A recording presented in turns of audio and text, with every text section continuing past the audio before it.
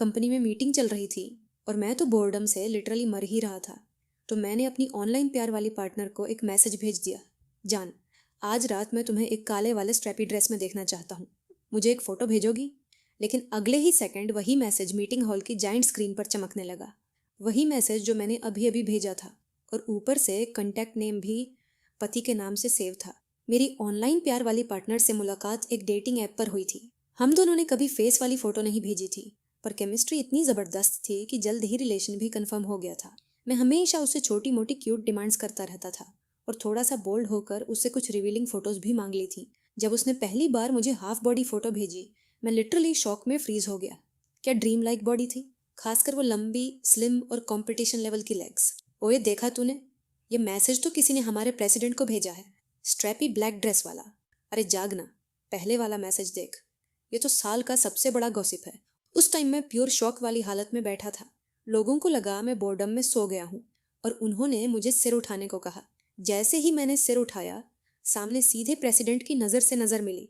उसकी ठंडी दूर वाली नज़र देखकर मैंने एक ज़बरदस्ती की मुस्कान दी और फिर सिर नीचे कर लिया। प्रेसिडेंट की निगरानी में माहौल धीरे धीरे शांत हुआ। मैं सिर झुकाकर बैठा था और दिल लिटरली धड़ धड़ कर रहा था।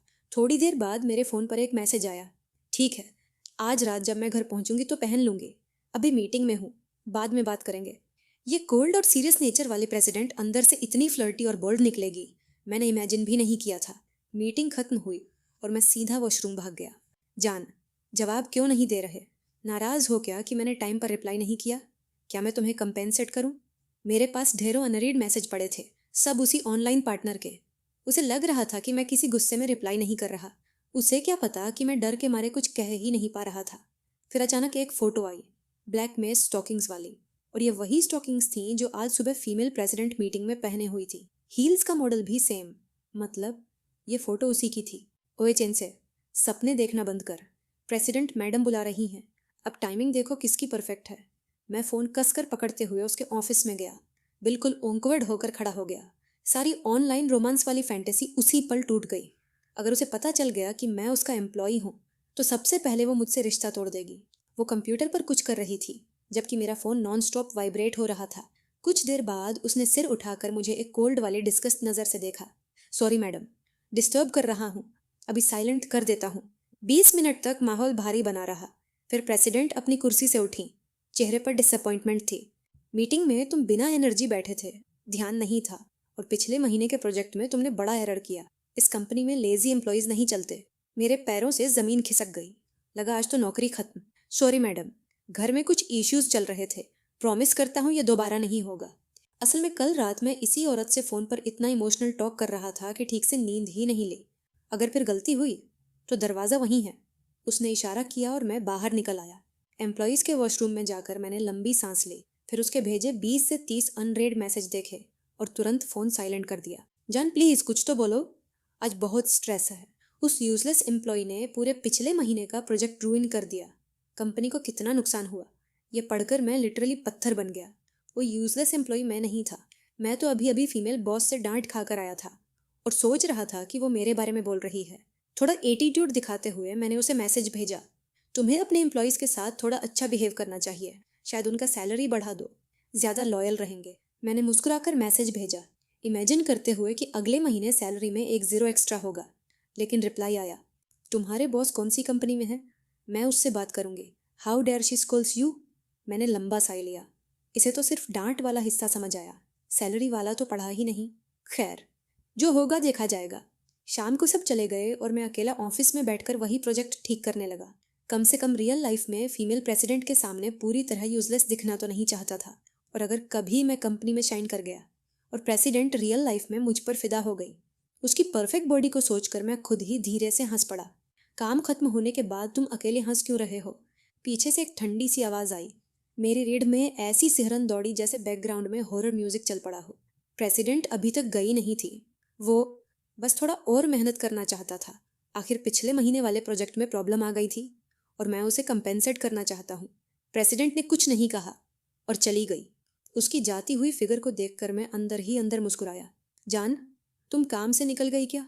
मैं डिनर कर लूँ? मैंने प्रेसिडेंट को ही मैसेज भेज दिया। जवाब तुरंत आया, अभी अभी कंपनी से निकली हूँ, खाने जा रही हूँ, गुड बॉय। ऑफिस की उस ठंडी सीरियस लड़की का यह सॉफ्ट वाला टोन सुनकर मैं जेन्युइनली कंफ्यूज हो गया। हाँ, वेरी गुड, मैंने जवाब दिया। मैंने एक सेल्फी भेजी, सिर्फ होंठ दिखाए, ध्यान रखा कि कंपनी यूनिफॉर्म ना दिख जाए। तुम बहुत बैड हो। हम इतने टाइम से एक दूसरे को जानते हैं और मैं तुम्हें देखना चाहती हूँ। आखिर कब मिलेंगे? अचानक प्रेसिडेंट ने यह मैसेज भेजा और मैं लिटरली चुप हो गया। अभी टाइम नहीं आया, अभी हम एक दूसरे को ठीक से नहीं जानते, मैंने टालने के लिए लिखा। तुम बहुत बैड हो। क्या मैंने तुम्हें ऑलरेडी सब कुछ नहीं दिखा दिया? ये देखकर मैं मोमेंटरीली ब्लैंक हो गया। वह मिलने के टॉपिक पर ज़्यादा इंसिस्ट नहीं कर रही थी, इसलिए मैं आराम से ऑफिस में बैठकर प्रोजेक्ट इम्प्रूव करता रहा और उसी के साथ चैट भी करता रहा। ये फीलिंग सच में अजीब लेकिन एक्साइटिंग थी। तभी अचानक प्रेसिडेंट भागते हुए वापस ऑफिस आई और बिना एक शब्द बोले अपने कैबिन में घुस गई। जान, सॉरी, मैं ऑफिस में ही वो स्ट्रैपी वाला ड्रेस भूल गई थी और ब्लैक नहीं मिला, सिर्फ पर्पल मिला। लाइक करके बताओ। एक फ़ोटो आई। मैंने झूम किया और लिटरली मेरी नाक से खून गिरने जैसा चारके वाला सेंसेशन आया। ये ड्रेस तो ड्रेस नहीं था, बस कुछ स्ट्रैप्स थे जो सिर्फ ज़रूरी जगहें कवर कर रहे थे। बाकी नो कमेंट्स। मैंने अपना दिमाग झटका। मैं अभी ऑफिस में हूँ, बाहर एम्प्लॉयज़ काम कर रहे हैं। आज रात फ़ोन पर बात नहीं कर पाऊंगी और ये ओवर टाइम बहुत अनोइंग है। ये पढ़कर मैं चिढ़ गया। दोनों रोल्स मैं ही निभा रहा था और खुद को ही दो तरह से ट्रीट कर रहा था। मेरे दिमाग में एक नॉटी आइडिया आया और मैंने मुस्कुराते हुए लिखा, याद है ना, तुमने कहा था कि मैं जो कहूँगी वही करोगी। ये रही पहली ऑर्डर। स्ट्रैपी ड्रेस पहनकर ऊपर जैकेट डालो और अपने एम्प्लॉय को डिनर पर लेकर जाओ। मैंने मैसेज भेजकर तुरंत फ़ोन छुपा लिया, लेकिन अंदर से एक्साइटमेंट में लिटरली काँप रहा था। ये रोल प्ले जैसा ही होगा। पता नहीं, उस एम्प्लॉय को मैं ठीक से जानती भी नहीं हूँ। अगर उसने देख लिया तो? तुमने ही कहा था ना कि तुम्हें कुछ एक्साइटिंग चाहिए, नहीं चाहिए तो रहने दो। मुझे पहले से पता था कि प्रेसिडेंट में थोड़ी ओबीडियंस वाली टेंडेंसी है, और ये जानकर कि मेरी ऑनलाइन गर्लफ्रेंड ही प्रेसिडेंट है, एक्साइटमेंट दोगुनी हो गई। ठीक है, समझ गई, नाराज़ मत हो। मैंने कंप्यूटर बंद किया। कुछ देर बाद पूरी ऑफिस बिल्कुल शांत हो गई। मैंने कान लगाकर प्रेसिडेंट के कैबिन से आती हल्की सी आवाज़ें सुनी। दिल चाहता था अंदर भाग जाऊं, पर खुद को रोक लिया। सब शांत हुआ तो मैं कैजुअली उठकर ऐसे बिहेव करने लगा जैसे मैं घर जा रहा हूँ। तभी प्रेसिडेंट अपने कैबिन से निकली। मेरी नज़र उसके कोट पर पड़ी और कोट के नीचे क्या था, ये सोचकर मैं लिटरली एक्साइटेड हो गया। मैडम, मेरा काम पूरा हो गया, मैं चलता हूँ। रुको, उसने मुझे आवाज़ दी। मैंने इनोसेंट सा फेस बनाया। देर हो गई है और मैंने खाना नहीं खाया, मेरे साथ डिनर चलो। उसने जैसे दांत भींच कर ये कहा। मैंने एक्टिंग करते हुए तुरंत मना किया। नहीं मैडम, ये आपकी बहुत बड़ी काइंडनेस है, मैंने बस ओवर टाइम किया है। मैं कैसे अलाउ करूं कि आप पे करें? मैं तो घर जाकर कुछ खा लूँगा। ड्रामा बंद करो। अगर मेरे साथ नहीं आए तो कल ऑफिस मत आना। ये बोलकर वो चली गई। कोई चांस ही नहीं छोड़ा। डिंग, फ़ोन पर मैसेज आया। जान, अपने एम्प्लॉय को क्या खाना ले जाऊं? मैंने कभी किसी को डिनर पर इनवाइट नहीं किया। उसे आगे चलते देख इतना क्यूट बिहेव करते हुए मुझे हंसी रोकनी मुश्किल हो गई। अपने एम्प्लॉई से पूछ लो, दूसरों की राय सुनना भी इम्पोर्टेंट होता है। हम नीचे पार्किंग गए, मैं उसकी कार में बैठा और हम निकल पड़े। मैडम, डिनर के लिए बहुत धन्यवाद। मैं वादा करता हूँ कि मैं और मेहनत करूँगा। और what do you want to eat? उसने इतना कोल्ड होकर मुझे बीच में ही काट दिया। मुझे थोड़ा हर्ट हुआ। ऑनलाइन वाला मैं उसे इतना पसंद है और रियल लाइफ में मैं उसके शूज़ बांधने लायक भी नहीं। फिर मुझे शरारत सूझी। हॉटपॉट चले? इस मौसम में थोड़ा पसीना निकालो, फिर नहाओ, बहुत रिलैक्सिंग लगता है। हॉटपॉट? उसने हिचकते हुए रिपीट किया। मैंने और उकसाया, या फिर कोई सस्ता हॉटपॉट ढूंढ ले, शायद वो ज़्यादा अफोर्डेबल हो। यह सुनकर प्रेसिडेंट ने शार्पली मेरी तरफ देखा, फिर अचानक एक्सेलरेटर पूरा दबा दिया। पूरे रास्ते वो चुप रही। उसका पोकर फेस बता रहा था कि मैंने उसे प्रोवोके कर दिया है, लेकिन मैं अंदर ही अंदर हंस रहा था। इतना क्यों दिखाती हो कोल्डनेस और सुपीरियोरिटी? ठहरो, मेरी छोटी छोटी प्यार वाली मिशन सब शुरू हुई है। मेरे बताने पर हम थोड़ी देर में पास ही वाले एक पॉपुलर हॉटपॉट रेस्टोरेंट पहुंच गए। कार से उतरते ही मैडम प्रेसिडेंट ने देखा कि रेस्टोरेंट पूरा खचाखच भरा हुआ है और हवा में गर्म गर्म सूप की खुशबू फैली हुई थी। वो दरवाजे पर ही रुक गई, थोड़ी हिचकिचाते हुए। मैं तो सीधा अंदर चला गया, बिल्कुल नेचुरल तरीके से। खिड़की के पास एक टेबल पकड़ी और बैठ गया। मेन्यू उठाया और ऑन ऑर्डर देने लगा। 10 मिनट बाद मैडम प्रेसिडेंट धीरे धीरे चलते हुए अंदर आई और मेरे सामने बैठ गई। उनके चेहरे पर साफ दिख रहा था कि वो बहुत अनकंफर्टेबल हैं। जेफ, यहाँ अंदर इतना गर्म है, अपनी जैकेट उतार नहीं लोगी? यूल फील बेटर, मैंने कहा और बोलते बोलते अपनी वर्क जैकेट उतारकर हाफ स्लीव टी शर्ट में बैठ गया। प्रेसिडेंट ने कोई जवाब नहीं दिया, बस मुझे तीखी नज़र से देखा। लेकिन जैसे ही उन्होंने मेरी टी शर्ट देखी, वो एकदम अटक सी गई। मैंने उनका अजीब सा एक्सप्रेशन देखा तो नीचे देखा और मेरी जान ही निकल गई। ये वही टी शर्ट थी जो मैंने उस दिन उनकी साथ वाली वीडियो कॉल में पहनी थी। सब कुछ खुलने वाला था। कुछ नहीं, प्रेसिडेंट ने बिल्कुल कोल्ड टोन में कहा और अपना फ़ोन देखने लगी। मैंने राहत की सांस ली। तभी मेरे फ़ोन पर एक मैसेज आया। हनी, मेरी कंपनी का एक एम्प्लॉय तुम्हारे जैसी ही टी शर्ट पहनता है, but you are still the most handsome. ये पढ़कर मैं सूखा पड़ गया। प्यार में इंसान लिटरली अपनी बुद्धि खिड़की से बाहर फेंक देता है। मैंने हिम्मत करके भेज दिया, don't you think he looks a bit like me? Impossible. मेरे लिए मेरा स्काई सबसे परफेक्ट है। कोई भी वही कपड़े पहन ले तुम्हारी बराबरी नहीं कर सकता। हम दोनों सामने बैठे थे, लेकिन बात करने की बजाय अपने अपने फ़ोन घूर रहे थे। वेटर भी हमें अजीब आंखों से देख रहा था। मुझे खुद थोड़ी शर्म आ रही थी। मैं पानी पी रहा था तभी उनका एक मैसेज आया और मैंने सीधा पानी उड़ा दिया, ज़ोर से खांसते हुए। प्रेसिडेंट ने ऊपर देखा और मैंने तुरंत माफ़ी मांगी। ये लड़का दिनों दिन ज़्यादा बोल्ड होता जा रहा है और रेस्टोरेंट में भी ऐसे मैसेजेस भेज रहा है। डेफिनेटली वही टाइप है। इसी बीच खाने की चीज़ें आ गईं। मैंने फ़ोन रख दिया और पूरी जान लगाकर खाने में टूट पड़ा। प्रेसिडेंट ने भी फ़ोन रखकर खाना शुरू किया, शायद क्योंकि उनकी ऑनलाइन गर्लफ्रेंड जवाब नहीं दे रही थी। धीरे धीरे रेस्टोरेंट गर्म होने लगा। मैं तो टी शर्ट में ही पसीना बहा रहा था। सोचो प्रेसिडेंट कितनी पसीने में होंगी अपनी हैवी जैकेट में। मैं थोड़ी देर बाहर हवा लेने जा रही हूँ, तुम खाना जारी रखो, उन्होंने अचानक कहा और बाहर चली गई। कांच के पार मैंने देखा कि वो ठंडी हवा लेने के लिए जैकेट हिला हिला कर खुद को हवा कर रही थी। तभी कुछ बदमाश टाइप के लड़के वहां आ गए और उन्हें घेर लिया। प्रेसिडेंट उनसे भिड़ गई, बिल्कुल भी डरी नहीं। मैं तुरंत दौड़कर बाहर पहुंचा। ए, क्या कर रहे हो तुम लोग? मैंने चिल्लाया। ध्यान से सुनो, अगर मेरी मैडम को एक बाल भी छुआ, कसम से जिंदगी भर बिस्तर से उठ नहीं पाओगे। मैडम प्रेसिडेंट ने मुझे गुस्से से देखा, पर मैंने भी उतने कॉन्फिडेंस से नज़र वापस की। मैं तुमको बचा रहा हूँ और तुम उल्टा देख रही हो। बोलते बोलते मैंने उनके पीछे जाकर एक हल्की सी थपकी पीछे मारी। सुन लो ठीक से, हम जो प्रोटेक्ट करते हैं वो सिर्फ हमारा होता है। दिमाग लगाओ और अपनी नाक ऐसी जगह मत डालो, वरना आज ही पता चल जाएगा कि तुम्हारे शरीर में क्या मिसिंग होने वाला है। तीनों गुंडे मुझ पर टूट पड़े। मैंने प्रेसिडेंट को पीछे धकेला, एक के हाथ को पकड़ा और जोर से मोड़ दिया। उसकी चिल्लाहट पूरी सड़क में गूंज गई। कोई भी आगे बढ़ा तो इसका हाथ तोड़ दूंगा, समझे? आखिर वो तीनों डर कर भाग गए। मैं प्रेसिडेंट की तरफ मुस्कुराते हुए मुड़ा। देखा, अगर मैं नहीं होता तो आज मुश्किल में पड़ जाती। लगता नहीं कि मुझे सैलरी बढ़नी चाहिए। मैं मूड में था और मज़े से उनका कंधा पकड़ने ही वाला था कि अचानक पूरी दुनिया घूम गई। होश आया तो मैं ज़मीन पर दबा हुआ था। प्रेसिडेंट मुझ पर थी और उन्होंने मुझे एक परफेक्ट लॉक में जकड़ रखा था। ओए ओए, आह, ये क्या है? एक हाथ फंसा हुआ था, दूसरा ज़मीन पर पिट रहा था। तुम्हें मार्शल आर्ट्स आती है? पहले क्यों नहीं बताया? ये सब गलत फहमी है। और तुमने मुझे पीछे से क्यों मारा था? प्रेसिडेंट गर्जी। इमरजेंसी थी। वो तीन थे और एटीट्यूड भी खराब था, बस तुम्हें काम करने के लिए। उन्होंने मेरी बात सुने बिना पकड़ और कस दी। छोड़ो प्लीज़, दर्द हो रहा है। मैं हिलना चाहता था लेकिन हिल नहीं पा रहा था। ये फीलिंग बहुत इरिटेटिंग थी। याद रखो, तुम सिर्फ एक एम्प्लॉई हो, लाइन में रहो, उन्होंने ठंडे स्वर में कहा। मैं जवाब देने वाला ही था कि अचानक समझ आया हम किस ऑकवर्ड पोजीशन में थे और मेरी नज़र कहाँ गिर रही थी। मैडम, आपको पर्पल पसंद है? मेरी ज़ुबान मेरी दुश्मन। देख तो लिया था, लेकिन कह देना क्या ज़रूरी था। आधे घंटे बाद मैं हॉस्पिटल की इमरजेंसी में पहुंचा। बायां हाथ पूरा प्लास्टर में और गले में स्लिंग। हालत लिटरली दयनीय। देख रहे हो, इस इम्पल्सिव बिहेवियर की वजह से आपकी कंपनी का सबसे अच्छा एम्प्लॉई अब काम नहीं कर सकता। तो फिर कल तुम्हें आने की ज़रूरत नहीं, तुम फायर हो। वो ऐसा कह रही थी, लेकिन उसकी आंखों में एक छोटा सा गिल्ट साफ दिख रहा था। मैं उसकी तरफ अपनी बेस्ट स्माइल के साथ बढ़ा और बोला, सुना है तुम अपने एम्प्लॉयज़ के साथ बहुत अच्छी हो। मुझे नहीं लगता कि तुम मुझे इतनी ईजिली निकाल दोगी। और ऊपर से आज रात मैंने तुम्हारी जान बचाई है। वो मेडलिंग था। किसी ने नहीं बुलाया था तुमको वहाँ। वो उठी और इमरजेंसी एग्जिट की तरफ बढ़ गई। मैं बस उसकी जाती हुई पीठ को देखकर हल्की सी मुस्कान दबा गया। एग्जैक्टली वही रिएक्शन जिसकी मुझे उम्मीद थी। जैसे ही मैंने फ़ोन निकाला, प्रेसिडेंट, मेरी ऑनलाइन गर्लफ्रेंड के मैसेजेस ऑलरेडी पड़े थे।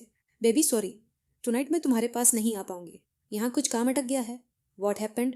मैंने अपने बंधे हुए हाथ को देखते हुए हंसकर रिप्लाई किया, कुछ नहीं, कंपनी के एक प्रोजेक्ट का इशू है। आज रात बहुत बिजी रहूँगा। Don't wait for me, next time compensate कर दूंगा।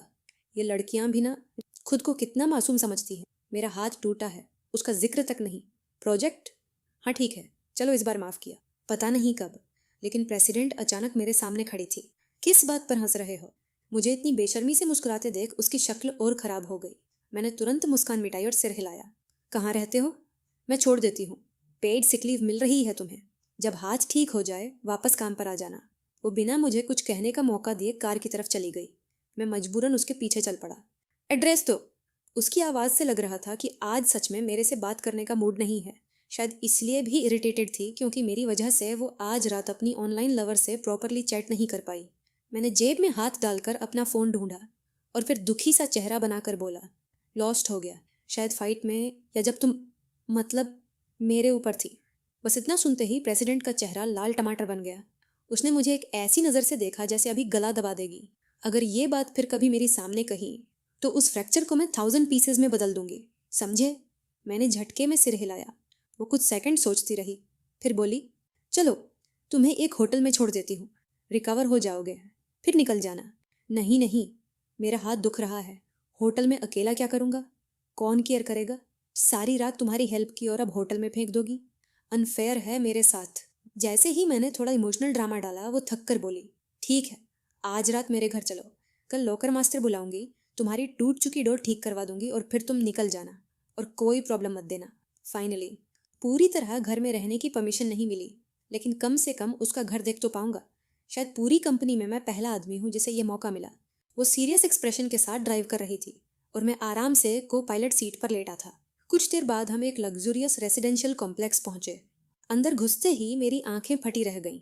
रात में भी पूरा एरिया किसी रॉयल विला जैसा लग रहा था। नेचर से भरा, एक्सपेंसिव वाइब्स। मैं तो लिटरली शॉक में था। प्रेसिडेंट अपनी सेम डेड सीरियस मुंह वाली एक्सप्रेशन के साथ आई और मेरा हाथ पकड़कर अंदर खींचने लगी। उसे शायद शर्म लग रही थी कि बाहर वाले लोग क्या सोचेंगे। 2 सिक्योरिटी गार्ड्स धीरे धीरे गोसिप कर रहे थे। अरे वो आइस क्वीन वाली प्रेसिडेंट ना, पहली बार किसी लड़के को लेकर आई है। उम्र वाली औरतें कंपेनियन ढूंढती हैं, लेकिन ये लड़का थोड़ा क्रिंग लगता है। मुझे कोई आइडिया ही नहीं था कि लोग क्या बोल रहे हैं। मैं तो बस खींचा जा रहा था। इमारत के नीचे पहुंचकर प्रेसिडेंट ने एक लंबा सांस छोड़ा। शुक्र है कोई जान पहचान वाला नहीं दिखा। तभी उसे एहसास हुआ कि वो अब भी मेरा हाथ पकड़े हुए है। मैं मासूमियत से बोला, अरे रिलैक्स, मैं किसी को नहीं बताऊंगा कि तुम मुझ पर फ़ायदा उठा रही हो। वो ठहर गई। अगर गिल्ट ना होता ना, मुझे सच में सड़क पर ही छोड़ देती। उसने चाबी निकाली और मेरा दिल धक। फाइनली उसके घर का असली इंटीरियर देखने का मोमेंट। जैसे ही उसने लाइट्स ऑन की मैं लिटरली फ्रीज हो गया। कौन सोच सकता था कि उसका घर इतना एम्प्टी होगा। पूरी जगह मिनिमलिस्ट, ब्लैक एंड वाइट। कोई डेकोरेशन नहीं, कोई प्लांट नहीं, बस ज़रूरी फर्नीचर और बस। तुम्हारा कमरा फर्स्ट फ्लोर में बाईं तरफ है, बाथरूम भी वहीं है। आज रात वहीं सोना, किसी गलत जगह मत जाना। अगर ऊपर घूमते मिले पुलिस बुला लूंगी। इतना कहकर वो ऊपर वाले बाथरूम में चली गई। पानी की आवाज़ आने लगी। मैं अकेला रहा, सोफा पर बैठकर उसके घर को ऑब्जर्व करते हुए। सच में वो आइस क्वीन वाली वाइब उसके घर में भी थी। Silent, clean, emotionless, disciplined. एक लड़की के लिए तो नॉर्मल है कि यहाँ वहाँ कुछ डेकोरेटिव चीज़ें हों। उसी पल मुझे उसके लिए हल्की सी सॉफ्टनेस महसूस हुई। रियल लाइफ में वो एक कंपनी की प्रेसिडेंट थी। उसे हर चीज़ पर कंट्रोल रखना पड़ता था, लेकिन इंटरनेट पर वो एक वल्नरेबल सी लड़की थी जो मुझे अपनी रोज़ की चिंताएं बताती थी। उस समय मैंने एक फ़ैसला लिया, मैं ये बदलूंगा। मैं उस असली लड़की को बाहर आने दूंगा, वो जो जिंदा, खुशमिजाज और हल्की शय है। मेरा पेट बिना दया किए ज़ोर से गड़गड़ाया। हम हॉट पॉट खाने गए थे और सारी चीज़ों के बीच मैं अब तक कुछ खाया ही नहीं था। मैं उठकर कुछ खाने का सोच ही रहा था कि मेरे दिमाग में एक आइडिया आया। मैं देखना चाहता था कि मेरी ऑनलाइन पार्टनर कैसे खाना बनाती, इसलिए मैंने भूख सह ली और वेट करने लगा कि वो नहाकर बाहर आए। 1 घंटे बाद, जब मैं लिटरली बेहोशी के बॉर्डर लाइन पर था, प्रेसिडेंट आखिरकार बाहर आई। उसने मुझे सोफे पर ऐसे पड़े देखा जैसे मुझे अब जीने की कोई वजह न बची हो। बिना कुछ बोले वो नीचे किचन में गई, फ्रिज से ठंडी मिल्क की एक बॉक्स निकाली और मुझे फेंक दी। पीकर सो जाओ, कल सुबह तुम्हें घर छोड़ दूंगी। बस इतना? बॉस, कम से कम थोड़ा नूडल्स ही बना देती। आज रात हम दोनों ने डिनर स्किप किया है। तुम सिर्फ मुझे ही टॉर्चर नहीं कर रही, तुम खुद को भी कर रही हो। प्रेसिडेंट ने दांत भींचे, जैसे खुद को कंट्रोल कर रही हो कि मुझे गला ना दबा दे। फिर उसने फ्रिज खोला, सारे इंग्रेडिएंट्स एक झटके में निकाले, गैस ऑन की और पानी गर्म होने के लिए रख दिया। मैंने आंखें बंद कर लीं और किचन की आवाज़ें सुनते हुए फ्यूचर इमेजिन करने लगा कि एक दिन हमारे बच्चों के नाम क्या रखेंगे। जबकि असलियत ये थी कि हम दोनों ने अब तक प्रॉपरली अपना नाम भी एक दूसरे को नहीं बताया था। अचानक तेज़ जलने की बदबू आई। मैं उछल कर उठा और देखा कि प्रेसिडेंट बर्नट नूडल्स डस्टबिन में फेंक रही थी और बर्तन घिस रही थी। ठीक है, पहली बार किसी भी किचन में नर्वसनेस काम बिगाड़ देती है। फिर मैंने देखा कि वो सब्जियां बिना धोए हाथ से तोड़कर सीधे बर्तन में फेंक रही है। पानी उबलते ही उसने एक मुट्ठी नूडल्स डाल दिए। शायद फ्रिज में रखने से पहले सब्जियां धोई होंगी। जो नहीं मारता वो मोटा करता है। मैं खुद को समझाता रहा, लेकिन जैसे ही मैंने उसे अंडा फोड़ते देखा और आधी शेल बर्तन में गिर गई और वो जीरो रिएक्शन के साथ कुकिंग जारी रखे, मैं सोफे से लिटरल स्प्रिंग की तरह उठा। ये बंदी मुझे मारना चाहती है। बॉस, क्यों ना मुझे कर लेने दो। I think you are not very familiar with this. मैंने सबसे पोलाइट पॉसिबल वर्ड्स चुने और उसी वक्त मुझे सच समझ आया। वो अनफेमिलियर नहीं थी, वो बिल्कुल खाना बनाना ही नहीं जानती थी। उसका चेहरा देखकर मेरे अंदर कुछ पिघला। बॉस, आप रेस्ट करो, मैं कर लेता हूँ। मैंने उसके हाथों से यूटेंसिल्स लिए और उसे ऊपर भेज दिया। एक तरफ मुझे वो ऐसी किचन बेबी लगी कि दिल पसीज गया और दूसरी तरफ मैं भूख से मर रहा था। मैंने जल्दी से बर्तन धोए, फ्रेश पानी भरा और उबलते ही नूडल्स डाल दिए। उसी बीच मैंने सब्जियां धो लीं, 2 अंडे फेंटे और बॉइलिंग वाटर में डाले। लगभग 15 सेकंड बाद उन्हें बाहर निकाला और नूडल्स पर रखा। चॉपस्टिक से हल्का सा टच किया तो लिक्विड योक धीरे से बह निकला। ऊपर से थोड़ा सेसमी ऑयल और पूरी किचन एकदम हेवनली खुशबू से भर गई। टेस्ट कर लो, ईट। मुझे खुद पर पूरा कॉन्फिडेंस था। मैंने बोल प्रेसिडेंट के सामने रखा। बहता हुआ yolk, green leaves, perfectly cooked noodles, बिल्कुल रेस्टोरेंट लेवल लुक। मैं अपने बोल के साथ उसके सामने बैठ गया और खाने लगा। उसी वक्त उसकी आवाज़ पहले से कम कोल्ड थी। तुम रोज कुक करते हो? हाँ, अकेला रहता हूँ। हर दिन बाहर से खाना ऑर्डर करना बहुत महंगा पड़ता है। वो मुझे इतनी सेटिस्फैक्शन के साथ खाते देख खुद को रोक नहीं पाई। उसने चॉपस्टिक्स उठाए, एक बाइट लिया और उसकी आंखें चमक उठी। उसे सालों बाद कुछ इतना अच्छा स्वाद लगा था, ऑलमोस्ट उसकी माँ के हाथों जैसी कुकिंग। बॉस, खाना खत्म करके ऊपर रेस्ट कर लो, बाकी सब मैं संभाल लूंगा। सब साफ करके मैं भी लेट जाऊंगा। उस वक्त मैं खुद पर प्राउडली फील कर रहा था। तुम्हारा हाथ। प्रेसिडेंट ने मेरे प्लास्टर वाले हाथ को देखकर थोड़ा चिंता जताई। मुझे उम्मीद नहीं थी कि वो नोटिस करेगी। मैंने मुस्कुराकर कहा कि मैं ठीक हूँ। मैंने ऑलरेडी काफ़ी ट्रबल कर दिया था, अब खाली बैठना सही नहीं था। डिनर के बाद मेरी इंसिस्टेंस पर प्रेसिडेंट ऊपर सोने चली गई। मैंने बॉल्स उठाए और सिंक में रख दिए।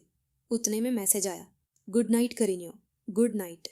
अगली सुबह जब प्रेसिडेंट अपने रूम से बाहर आई, उसने किचन में एक आदमी को एप्रन पहनकर बहुत बिजी देखा। सुबह के 6 बजे थे और मैं काफ़ी देर से उसके लिए बड़ा सा ब्रेकफास्ट तैयार कर रहा था। ये क्या कर रहे हो? उसके चेहरे से कल रात वाली ठंडक गायब थी। तुम्हारे लिए स्पेशल ब्रेकफास्ट, क्योंकि तुम कुकिंग नहीं जानती और शायद सुबह नाश्ता करने का टाइम भी नहीं मिलता, और मेरे पास अभी करने को कुछ नहीं है, तो सोचा ये तो बनता ही है। प्रेसिडेंट कुछ नहीं बोली, बस क्वाइटली बैठ गई और मुझे काम करते हुए देखती रही। आओ, मुझे बाद में घर ले चलना।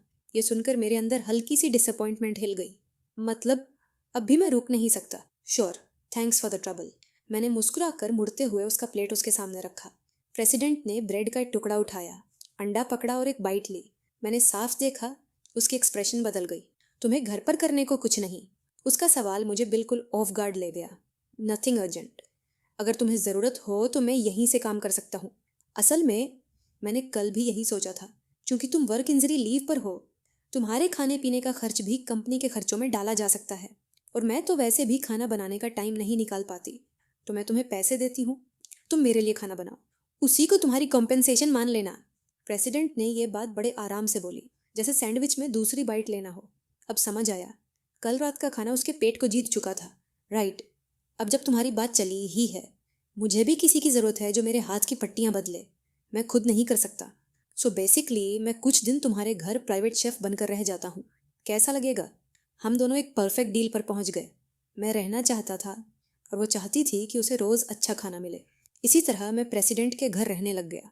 नाश्ते के बाद वो काम पर चली गई और मैं एक हाथ से घर सफाई करता रहा। फिर सोफे पर गिरा और उसे मैसेज किया, गुड मॉर्निंग करीनियो। Good morning. रिप्लाई छोटा था। प्रेसिडेंट अंदर ही अंदर काफ़ी कंफ्यूज्ड थी। उसे लग रहा था जैसे वो चीटिंग कर रही हो। ऑनलाइन एक बॉयफ्रेंड था और घर में एक असली लड़का रह रहा था। इसे बचने के लिए उसने सुबह का पूरा टाइम पागलों की तरह काम में डुबो दिया। आखिरी फाइल पर साइन करते करते वो थक चुकी थी। करीनियो, आई एम टायर्ड, पीठ दर्द कर रही है। मैंने उसे मैसेज किया और थोड़ा नखरे भी दिखाए। शायद उसे पता ही नहीं चला कि मेरी आने के बाद से हम दोनों ने कोई रोमांटिक लाइन एक्सचेंज ही नहीं की थी। कभी कभी उठकर थोड़ा घूम लिया करो, मिस यू। प्रेसिडेंट सोफे पर बैठकर अपनी पीठ दबा रही थी और अनजाने में उसकी आंखों में कल रात की किचन वाली सीन तैर गई। पहली बार किसी ने उसे इतनी वल्नरेबल हालत में देखा था। उसकी वो परफेक्ट इमेज उसी पल टूट गई थी और उसे एहसास हुआ कि सारी उसकी टफनेस उस इंसान के सामने कुछ भी नहीं है। उधर मैं ड्राइंग रूम में सोफे पर फैला पड़ा था, पूरी स्थिति पर फुल कंट्रोल लिए हुए। उस दिन प्रेसिडेंट ने अपने ऑनलाइन पार्टनर को एक भी रोमांटिक मैसेज नहीं भेजा। मैं मिनवाइल घर में इधर उधर घूमते हुए पेन से डेकोरेशन बदलने के आइडियाज लिख रहा था। इतनी यंग लड़की ब्लैक वाइट वॉल्स में अगर सालों रहेगी तो पक्का दिमाग गड़बड़ हो जाएगा। शाम के वक्त प्रेसिडेंट ने मुझे वीडियो कॉल की, नीचे आकर कुछ चीज़ें ऊपर चढ़वाने में मदद करो। नीचे जाकर मैंने जो देखा, मेरे शब्द खत्म हो गए। 2 बड़े शॉपिंग कार्ट्स भरे हुए। मुझे नहीं पता था तुम्हें क्या चाहिए, तो सब कुछ थोड़ा थोड़ा ले आई हूँ। आज रात ग्रिल्ड फिश खाना है, उसने हल्की सी शर्म के साथ कहा। पर मैं जान गया, ये पॉजिटिव सिग्नल है। वो फाइनली अपनी चॉइस ओपनली बता रही थी। एक हाथ काम का होने के बाद भी हम दोनों ने मुश्किल से सामान ऊपर पहुंचाया। लिविंग रूम में भरपूर ग्रोसरीज देखकर मैंने कहा, अब सच में घर जैसा लग रहा है। पहले तो हॉस्पिटल वार्ड जैसा खाली था। प्रेसिडेंट थक कर सोफे पर ढह गई, सिर हाथ पर रखकर। मैं सारी चीजें फ्रिज में जमाने लगा। ज्यादा मत थको बॉस, सांस भी ले लिया करो कभी कभी। वो कुछ बोली नहीं। मैंने सोचा बात नहीं करना चाहती। मुड़ा तो देखा, सोफे पर ही सो गई थी। मैं धीरे से पास गया, पास पड़ी ब्लैंकेट उठाई और उसे ओढ़ा दी। साइड टेबल पर वो वार्म बैक बेल्ट रख दिया जो मैंने उसके लिए खरीदा था। फिर गुनगुनाते हुए मछली तैयार करने लगा। 1 घंटे बाद फिश ओवन में थी। तभी प्रेसिडेंट उठी। उसने ब्लैंकेट देखी और चौंक गई। मुझे किचन में देखकर ही उसकी टेंशन डीली पड़ी। जिंदगी में पहली बार किसी के सामने वो इतनी गहरी नींद सोई थी। क्या वो मुझ पर इतना भरोसा करती थी? फिर उसकी निगाह वार्म बेल्ट और वो जैगरी शुगर पर पड़ी जो मैंने रखी थी।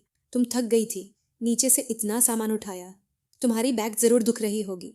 और कैलेंडर देखकर समझ गया, शायद तुम्हारी उन डेज की डेट पास है। तो ये बेल्ट और ब्राउन शुगर रेडी रखी है। अभी तुम सब खा सकती हो, तो इन दिनों मैं तुम्हारे लिए अच्छी अच्छी चीज़ें बना दूंगा। मैंने ये सब कहते हुए उसकी तरफ देखा भी नहीं, बस खाना बनाते रहा। लेकिन मैं साफ इमेजिन कर सकता था उसकी चेहरे की एक्सप्रेशन कैसी होगी। और मैं सही था। वो वहीं खड़ी रह गई, हिली तक नहीं। सालों से अकेली। कभी किसी ने उसके लिए ऐसे केयर नहीं किया था।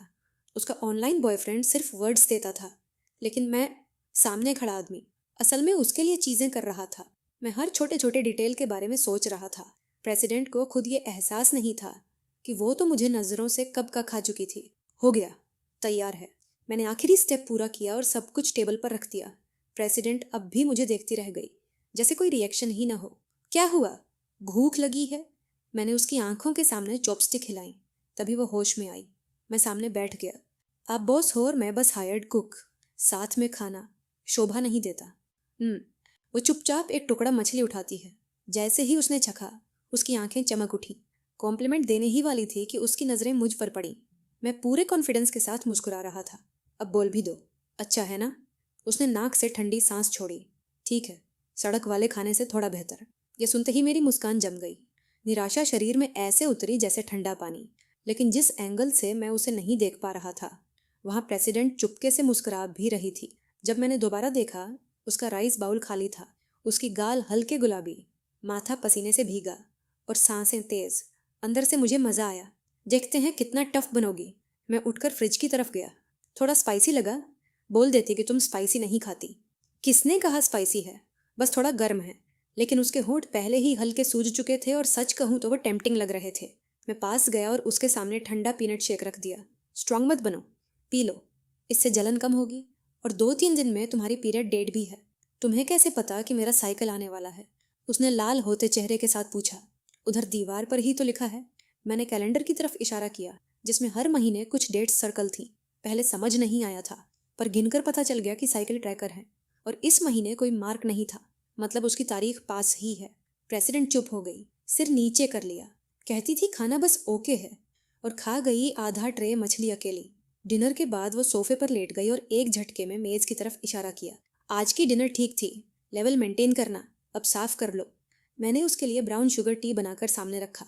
थोड़ा ठंडा हो जाए तो पी लेना। अभी से शुरू करोगी तो बाद में दर्द कम होगा। वो बस हम्मा करके चुप हो गई। सोफे पर उल्टा लेटना उसका पुराना खराब हैबिट था, जिससे कमर पर दबाव पड़ता है। न जाने कहाँ से हिम्मत आई। मैंने हाथ उसकी लोअर बैक पर रख दिया और हल्का दबाव दिया। उसकी रीढ़ एकदम से क्रैक हुई और वो हैरानी से मुझे देखती रह गई। दर्द सच में कम हो गया था। ज्यादा देर दबाव रहता है तो हड्डियां मिसलाइन हो जाती हैं, ध्यान रखें, मैंने कहा और रसोई में सफाई करने लगा। मैं जानता था बहुत ज्यादा केयर करूंगा तो वो मुझसे चिढ़ जाएगी। बेस्ट है मिडिल डिस्टेंस, जिससे मैं यहाँ रह भी सकूं। और अपीलिंग भी लगूं। डिस्टेंस क्रिएट्स अट्रैक्शन, ये मैं अच्छी तरह समझता हूँ। उधर उसके ऑनलाइन बॉयफ्रेंड को मैंने मैसेज भेजा, हाय डियर, आज बहुत बिजी थी, अब थोड़ा ठीक हूँ, कभी कभी दर्द होता है, तुम्हारे बिना कोई केयर नहीं करता। उसकी सारी बातें पढ़कर मेरा सिर दुख गया। मैं उसको इतना अच्छे से संभाल रहा था कि खुद इमोशनल हो गया था, पर उससे तो पता ही नहीं। इन दिनों मैं उससे पहले जैसा फ्लर्ट भी नहीं कर पा रहा था। उसकी ही हाउस में रहता हूँ। अगर नोट भेज दूँ तो मेरी आवाज़ पहचान लेगी। खाना खाया? क्या चाहिए? ऑर्डर कर दूँ? नहीं, नो नीड। अभी अभी ग्रिल्ड फिश बनाई है, सीख रहा हूँ खुद से। और उसने मछली की फ़ोटो भेजी, वही मछली जो मैंने पकाई थी। मुझे लगा जैसे मैं खुद का ही फ्लफी डॉग बन गया हूँ। लड़की मेरी चीज़ें लेके मुझे ही पटाने में इस्तेमाल कर रही है। हालांकि टेक्निकली वो मैं ही हूँ, फिर भी अजीब लगा। फिर मैंने उसे मैसेज भेजा, कुछ दिनों के लिए रिमोट विलेज में इंस्पेक्शन पर जाना है, सिग्नल खराब रहेगा, 10 दिन या उससे ज़्यादा कांटेक्ट मुश्किल है। पहले से परमिशन चाहिए थी। और साथ ही अपने गांव की फ़ोटो भेज दी जो मैंने पहले से फ़ोन में सेव कर रखी थी। मैंने सब पहले ही प्लान कर लिया था। इन दिनों में प्रेसिडेंट रियल मी से प्यार करेगी, वर्चुअल वाले वर्जन से नहीं। उस रात हम बहुत देर तक चैट करते रहे। हमारी पहली मुलाकात की बातें, पर्सनल स्टोरीज। मैंने गांव की ढेर सारी फोटोज तक भेज डाली ताकि कहानी रियल लगे। नतीजा ये हुआ कि अगली सुबह मैं बड़े बड़े डार्क सर्कल्स के साथ उठा और प्रेसिडेंट के लिए ब्रेकफास्ट बना दिया। वो जैसे ही ऑफिस के लिए निकली, मैं सोफे पर ढेर होकर सो गया। जब आंख खुली, प्रेसिडेंट मेरे सामने खड़ी थी, हाथ में एक डॉक्यूमेंट फाइल लिए। तुम वापस आ गई? डिनर का टाइम हो गया था। उसे देखते ही मेरी आदत से मजबूर होकर मैं उठकर एप्रन लेने जा रहा था कि तभी प्रेसिडेंट ने बोल दिया, आज से तुम वर्क फ्रॉम होम करोगे। याद है पिछली बार तुमने जो प्रोजेक्ट बिगाड़ा था? क्लाइंट ने खास तौर पर तुम्हें ही उसे पूरा करने के लिए मांगा है। तुम्हारी जॉइनिंग डेट आगे बढ़ा दी गई है। ये डील बहुत इंपॉर्टेंट है। टुनाइट तक मुझे पूरा प्लान चाहिए। टुमारो मैं तुम्हें क्लाइंट से नेगोशिएट करने ले जाऊंगी। उसकी बॉडी लैंग्वेज से साफ लग रहा था कि वो डील को लेकर प्रेशर में है। और डिनर? मेरी हैरानी बढ़ गई जब प्रेसिडेंट ने हाथों की बाजू चढ़ाई और खुद किचन में चली गई। आज खाना मैं बनाऊंगी, तुम बस प्लान पर फोकस करो। मैंने बहुत सोचा पर मना नहीं किया। प्लान अर्जेंट था। मैं पूरी तरह काम में डूबा था कि अचानक एक चीख ने मेरे दिमाग को हिला दिया। मैंने सिर उठाया। प्रेसिडेंट हाथ झटक रही थी और चिल्ला रही थी। उसकी उंगली में एक जिंदा क्लेम लटक रहा था। मैं बिना सोचे उसकी हाथ को पकड़ लिया ताकि वो हिले नहीं। 2 उंगलियों से क्लेम को खोलकर उसकी उंगली छुड़ाई। फिर उसे फर्स्ट एड कैबिनेट में ले गया। गैस अल्कोहल निकाला और कट साफ किया। पहले घाव सुखाया, फिर हल्का सा फूंक मारकर सूद किया, जैसे किसी बच्चे को शांत करते हैं। एंटीसेप्टिक लगाया और बैंडेज लपेट दी। जब खत्म किया तो देखा प्रेसिडेंट का चेहरा उबले झींगे जैसा लाल हो चुका था। तभी मुझे एहसास हुआ मैं अभी तक उसका हाथ पकड़े हुए था। सॉरी, मेरा मतलब वो नहीं था। डिनर मैं बना लूंगा। डिनर के बाद प्रेसिडेंट ने खुद टेबल साफ करना शुरू कर दिया और मैं वापस प्लान पर लग गया। मेरी नज़र में तो क्लाइंट पूरा पागल था। चाहता था कि उसकी ऐप मार्केट की टॉप ऐप्स से भी ज़्यादा ट्रैफिक ले आए। रिक्वायरमेंट्स देखकर ही समझ गया था, इम्पॉसिबल। किसी ने पागलपन में ये कॉन्ट्रैक्ट एक्सेप्ट कर लिया था क्योंकि पैसे तो बहुत थे, पर पेनल्टी इतनी भारी कि कंपनी डूब जाए। कोई ऑप्शन नहीं था। मैंने ओरिजिनल प्लान में कुछ यूज़र एक्विजिशन स्ट्रेटजीज जोड़ दी। जब खत्म कर लो, थोड़ी जल्दी सो जाना। कब प्रेसिडेंट मेरे लिए कॉफ़ी रखकर ऊपर चली गई पता ही नहीं चला। उसके सीढ़ियाँ चढ़ते पैरों को देखकर मेरे अंदर कुछ गर्म गर्म सा महसूस हुआ। मैं सारी रात प्लान रीराइट करता रहा, पर रिजल्ट मुझे पहले से पता था। क्लाइंट फिर भी खुश नहीं होगा। उन्हें बस पेनल्टी काटने का बहाना चाहिए था। सुबह प्रेसिडेंट पूरी तरह तैयार पावर सूट में थी। उसने मेरे तरफ एक नया यूनिफॉर्म फेंका, लेकिन मेरी बांह अभी भी प्लास्टर में थी। कपड़े बदलना मुश्किल था। और तब मैंने जिंदगी का सबसे अजीब मोमेंट देखा। एक महिला प्रेसिडेंट जो खुद एक पब्लिकली लिस्टेड कंपनी चलाती है, मुझे अपने हाथों से कपड़े पहनाने लगी। जब उसने मेरी शर्ट हटाई और एबीएस दिखाई दिए, मैंने साफ देखा वो उन्हें घूर रही थी। जब मैंने पकड़ लिया तो उसने लगभग आंखें बंद कर लीं और जल्दी जल्दी मुझे तैयार किया। चलो, मैं उसकी कार में बैठकर लग्जरी होटल पहुंचा। नेगोशिएशन एक प्राइवेट रूम में थी। जैसे ही हम अंदर गए, क्लाइंट की फेक स्माइल दिख गई। उन्हें प्रेसिडेंट की खूबसूरती के बारे में सुना था, आज खुद देख लिया। मेरे तरफ देखना तक जरूरी नहीं समझा। मुझे कुर्सी भी नहीं दी गई थी। बैठिए बैठिए, आज बात काफ़ी लंबी चलेगी। मीटिंग लीड कर रहा आदमी पूरी तरह गंदा सा, अनकेम्प्ड और क्रीपी था। उसकी आंखें प्रेसिडेंट से हट ही नहीं रही थीं। उसके 2 एम्प्लॉइज मुझे देखकर दबी हंसी हंस रहे थे। मेरी इरिटेशन बढ़ रही थी, पर प्रेसिडेंट की इज्जत थी। मैं चुपचाप उसके बगल में खड़ा रहा। हमने सुना था आपकी कंपनी की रेपुटेशन बहुत हाई है, लेकिन गेस्ट के साथ ऐसा व्यवहार, हॉस्पिटलिटी का ABC भी नहीं पता। मैं कुछ बोलता उससे पहले प्रेसिडेंट ने ग्लास उठाया, एक SIP लिया और बहुत शांत आवाज़ में बोली, ये 2 पालतू कौन हैं जो हमारे साथ बैठे हैं? कमरा फ्रीज हो गया। किसी ने एक्सपेक्ट नहीं किया था। प्रेसिडेंट तो सर तक उठाकर नहीं देख रही थी। मैं मन ही मन ताली बजा रहा था। जब वो चाहती है रॉयल्टी जैसी लगती है। चुप रहो बेवकूफ़ों, क्लाइंट बोला। प्रेसिडेंट का एम्प्लॉय भी आपकी कंपनी का हिस्सा है और तुम दोनों भी एम्प्लॉयज़ नहीं हो। सॉरी फॉर दी ओवरसाइट, नाराज़ मत हो। डर गए वो लोग। उन्हें लगा था कि पिछली बार मेरा प्लान रिजेक्ट होने पर वो हमें दबा सकेंगे। सोचा ही नहीं था कि प्रेसिडेंट एक एम्प्लॉय के लिए ऐसे खड़ी हो जाएगी। तुरंत एक एक्स्ट्रा चेयर लाई गई और प्रेसिडेंट के बगल में रख दी गई। मीटिंग शुरू हुई। स्टार्ट करो। प्रेसिडेंट ने मेरी तरफ देखा, जैसे कोई रानी अपने नाइट को आदेश दे रही हो। मैंने कहा, चूंकि हम पहले भी मिल चुके हैं, सीधे मुद्दे पर आता हूँ। आपकी मांगें इम्पॉसिबल हैं। यह सुनते ही मोटा क्लाइंट कुर्सी से उछल कर खड़ा हो गया, प्रोटेस्ट करने के लिए। और देखिए सेनोरा लिन, हम तो पूरा इरादा लेकर आए थे साथ काम करने का, लेकिन अगर आपका एम्प्लॉय ही कैपेबल नहीं है तो क्या ये सीधा सीधा कॉन्ट्रैक्ट का वायलेशन नहीं हुआ? उसकी शक्ल पर साफ सेटिस्फेक्शन दिख रहा था, क्योंकि अगर हमारी कंपनी उनकी रिक्वायरमेंट्स पूरी नहीं कर पाती तो हमें भारी भरकम पेनल्टी देनी पड़ती, इतनी कि पूरी कंपनी हिल जाती। ज़रा रुकिए, क्या आपकी उम्र में लाइफ इतनी बुरी चल रही है कि आप काल्म भी नहीं रह पा रहे? उसकी ओवर कॉन्फिडेंट एक्सप्रेशन और जिस गंदी नज़र से वो प्रेसिडेंट को घूर रहा था, उसे देखकर मेरा खून खौल गया। तुमने क्या कहा? मैं कह रहा हूँ कि कोलैबोरेशन जारी रह सकता है, लेकिन एज द कॉन्ट्रैक्टेड साइड मुझे आपसे एक एक्सीजेंसिया रखनी है। मांग नहीं, शर्त। कॉन्ट्रैक्ट के हिसाब से कॉन्ट्रैक्टिंग पार्टी को हमें प्रोजेक्ट का पूरा प्लान, प्रोडक्ट रिक्वायरमेंट्स और एक्रेडिटेशन डॉक्यूमेंट्स देने होते हैं। ये देखिए, मैंने डॉक्यूमेंट्स उठाकर उन्हें दिखाए। इनमें कहीं भी कंपनी का एक्रेडिटेशन सर्टिफिकेट नहीं था। कॉन्ट्रैक्ट को 2 महीने हो चुके हैं। हमें सिर्फ कॉन्ट्रैक्ट और प्रोडक्ट रिक्वायरमेंट्स मिले हैं, लेकिन आपकी कंपनी का एक्रेडिटेशन ज़ीरो। मोटा क्लाइंट पसीना पोंछता रहा, कुछ बोल नहीं पाया। उसके दोनों एम्प्लॉयज़ बकवास शुरू हो गए। हम आपको पैसे दे चुके हैं, अब आपकी जॉब है प्रोडक्ट डिलीवर करना। एक्रेडिटेशन वगैरह क्या नॉनसेंस है? मैंने उन्हें ऐसे देखा जैसे 2 नासमझ बच्चों को देख रहा हूँ। फिर कॉन्ट्रैक्ट उनके सामने रख दिया। हमने जो साइन किया है वो कॉन्ट्रैक्ट कन्फर्मेशन और प्रोडक्ट डिज़ाइन है, लेकिन आपकी कंपनी की एक्रेडिटेशन वैलिडेशन वो कभी साइन ही नहीं हुई। हम आपकी टेक्निकल रिक्वायरमेंट्स फुलफिल कर सकते हैं, लेकिन पहले मुझे ये वेरीफाई करना होगा कि आपकी कंपनी के पास असल में इतना बड़ा प्रोजेक्ट संभालने की कैपेसिटी है भी या नहीं। सिंपल बोलूँ तो मार्केट के टॉप प्रोडक्ट्स को ट्रैफिक में पीछे छोड़ने के लिए आपको ये प्रूव करना होगा कि आपकी कंपनी के पास कम से कम 1500 मिलियन की इन्वेस्टमेंट कैपेसिटी है। मैंने प्रेसिडेंट का पानी का गिलास उठाकर एक बड़ा घूंट मार लिया। फिर याद आया ये उसी का गिलास था। मैंने हल्की खांसी की और ऑकवर्डनेस छुपाई। अगर आप ये साबित नहीं कर पाए तो हम यूनिलैटरल कॉन्ट्रैक्ट टर्मिनेशन कर सकते हैं। ये सुनकर क्लाइंट की बोलती बंद। उन्होंने कभी सोचा ही नहीं था कि हम ये एंगल उठा देंगे। उन्हें तो बस पेनल्टी वसूलनी थी। और हाँ, कॉन्ट्रैक्ट साइन होने के बाद 3 महीने का टाइम होता है एक्रेडिटेशन देने का।